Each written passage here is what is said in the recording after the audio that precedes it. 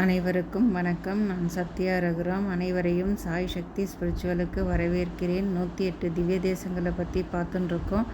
முதல் திவ்ய தேசம் ஸ்ரீரங்கம் ரங்கநாத பெருமாளை பற்றி பார்த்தோம். ரெண்டாவது திவ்ய தேசம் உறையூர் என்கின்ற திருக்கோழி திவ்ய தேசத்தை பற்றி பார்த்தோம். மூன்றாவது திவ்ய தேசம் உத்தமர் கோயில் திருக்கரம்பனூர் பிச்சாண்டார் கோவில் என்ற திவ்ய தேசத்தை பற்றி பார்த்தோம்.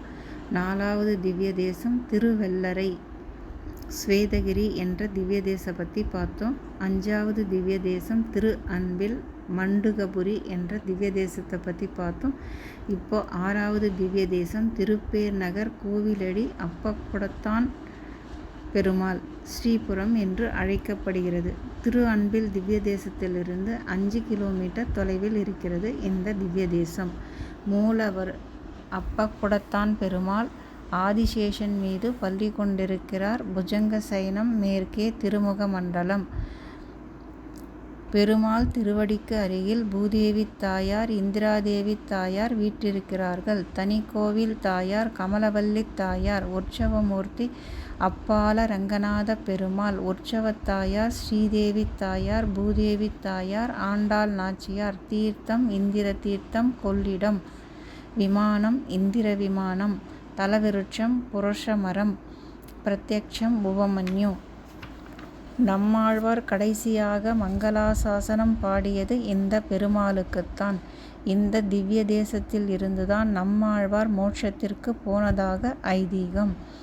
நம்மாழ்வாரோடு பெரியாழ்வாரும் திருமழிசை ஆழ்வாரும் திருமங்கை ஆழ்வாரும் இந்த குடத்தானை உள்ளம் குளிர பாடியிருக்கிறார்கள்.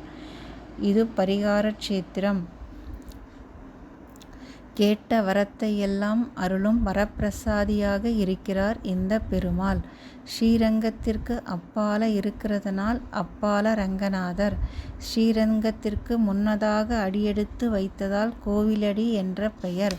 இந்திரனுக்கு கர்வம் போக்கியும் மார்க்கண்டேயருக்கு யமபயம் நீக்கியும் உபரி சரவசு மன்னனுக்கு சாபம் மற்றும் பாவம் போக்கியும் அருளிய தலம். தலவரலாறு. துர்வாச முனிவரின் சாபத்திற்கு ஆளான உபரி சரவசு என்னும் மன்னன் சாப விமோச்சனமாக நாள்தோறும் 1000 பேருக்கு அன்னதானம் செய்து வந்தான். ஒரு நாள் பெருமாள் வயதானவர் வேடத்தில் கைசிக துவாதசி அன்று உணவு வேண்டி வந்தார். 1000 பேருக்கு உரிய உணவை உண்ட பின்னும் அரை வயிறுதான் நிரம்பியது என்று பெருமாள் சொன்னார். மன்னர் என்ன வேண்டும் என்று பெருமாளிடம் கேட்க பெருமாள் உணவு சமைத்து இடுவதற்கு நேரம் அதிகமாகும் என்பதால் அன்னத்திற்கு பதிலாக அப்பம் வேண்டும் என்றார். மன்னனும் குடம் நிறைய அப்பத்தை தயாரித்து கொடுத்தான். இறைவன் அப்பத்தை மகிழ்வோடு ஏற்று அருள் செய்து காட்சி கொடுத்தார். மன்னனும் சாப விமோச்சனம் பெற்றான். இறைவனுக்கு அப்பக்குடத்தான் என்னும் பெயர் உண்டாயிற்று.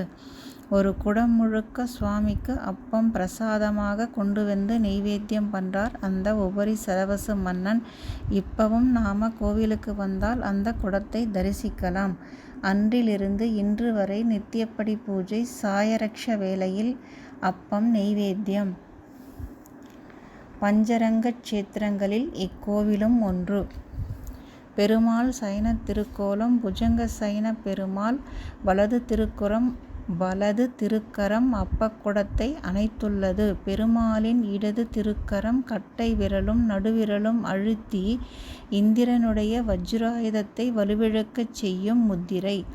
திரு என்றால் மகாலட்சுமி. மகாலட்சுமி நிரந்தரமாக இங்கு இருக்கிறதனால் திரு.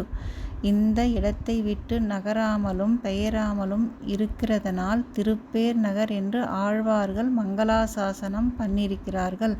மகாலட்சுமி நித்தியவாசம் பண்றார். ஸ்ரீநகர க்ஷேத்திரம். தாயார் கமலவல்லி தாயார். திருநாமம் ஆடிவெள்ளி தைவெள்ளி 2 நாளும் காலையில் திருமஞ்சனம் மாலையில் புறப்பாடு. நவராத்திரியில் 9 நாளும் காலையில் திருமஞ்சனம் மாலையில் கொலுவில் வீற்றிருப்பார் தாயார்.